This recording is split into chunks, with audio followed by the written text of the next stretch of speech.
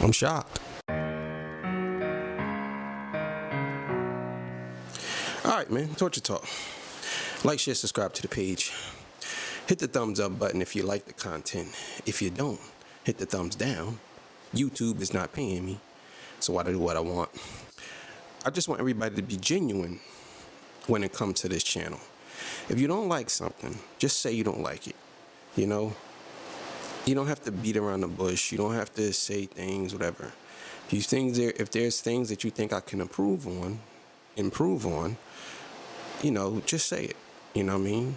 I know a lot of people don't like my takes on politics. I know a lot of people don't like my takes on music, but it is what it is. It's my opinion, and it's mine. So, all right. So today I'm gonna be reviewing Lil Nas X, Montero. I think that's what it's called.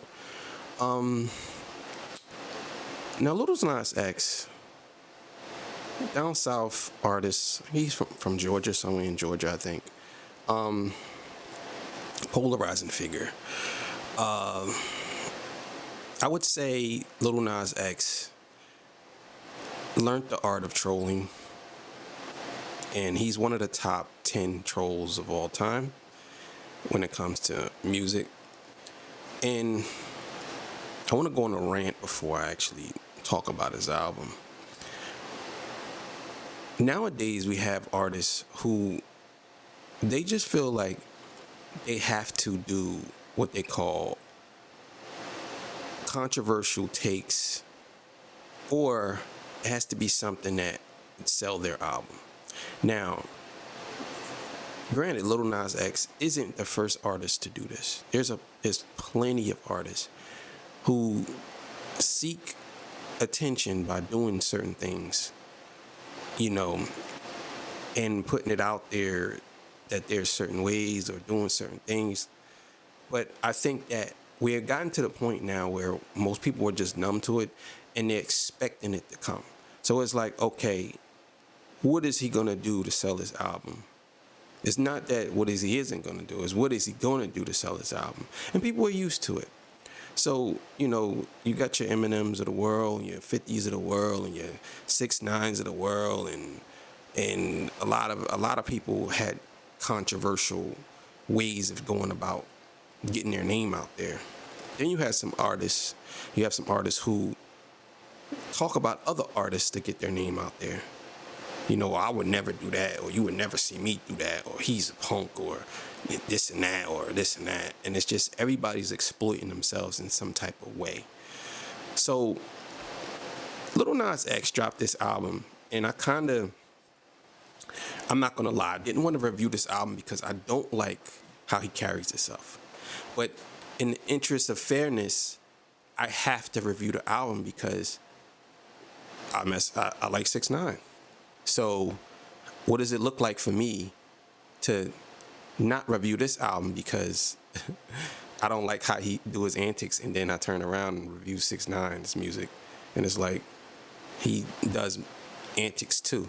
You know what I'm saying? So just to be fair, I gotta give Lil Nas X, a shot. So again, I went into this album with no bias because I said, let me remove my bias from this album, because I feel like if I go into this with bias, I'm not going to listen to the songs for what they are. I'm going to just say, oh, I don't like what he did there, and I don't like what he did there, and I'm a nitpick. So I went into this album listening to it as a fan of music, not a fan of hip-hop, a fan of music, period. And let's just say I was surprised. I was surprised that Lil Nas X can come up with something that was a little creative. Now, I'm just going to say this. Lil Nas X is an okay songwriter. He's not bad. He's not a bad artist. He's actually pretty good as an artist. I think that he knows his fan base and he knows what he's doing. And for some crazy twisted way in my head, I think that he's kind of going against the establishment, the other side of the establishment, which means it's the establishment from my point of view, which I don't really like his what's the name. So he goes against that. Now, does that mean that his music is better or worse? That's up for interpretation. But for me, I understand him going against going with the narrative, you know. So when it comes to the lyrics, Lil Nas X is okay. He's an okay lyricist, but he's one of those lyricists that he don't have to be super lyrical to get across, because he can just be simple. That's what it's all about with Lil Nas X. Simplicity.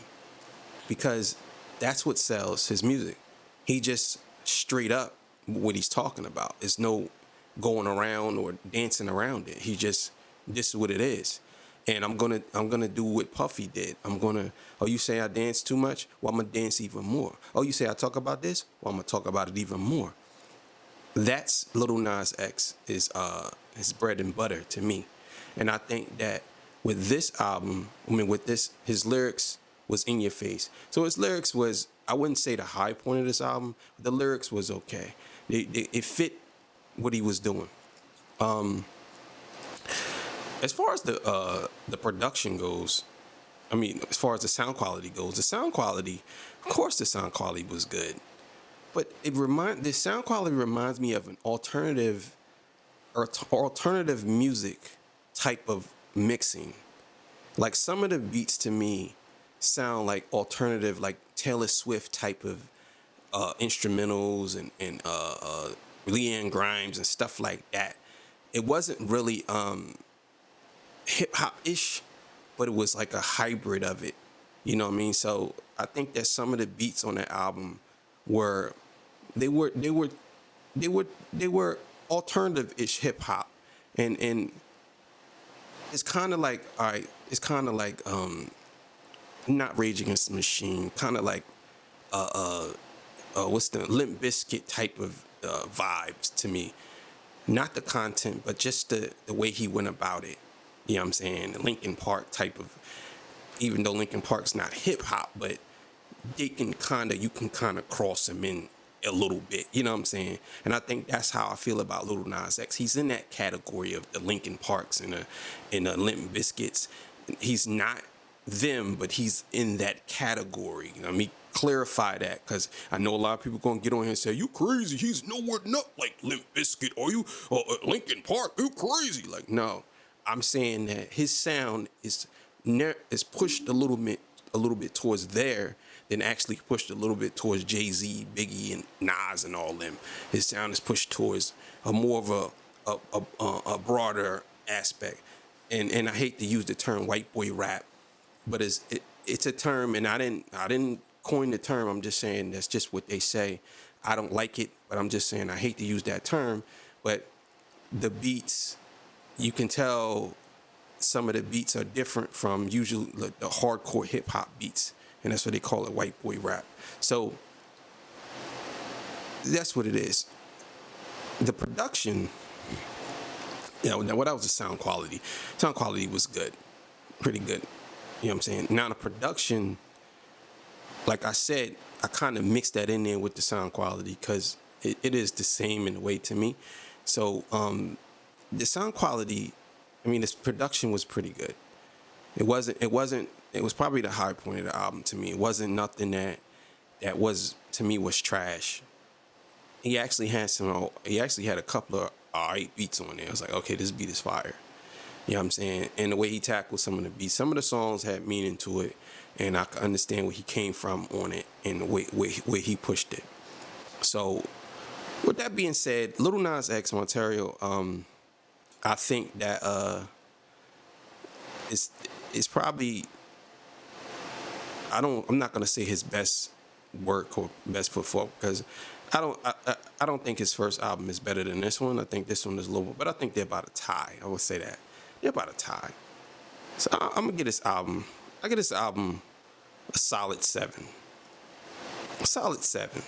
I'm probably never gonna listen to it again, but it wasn't bad. It was actually okay.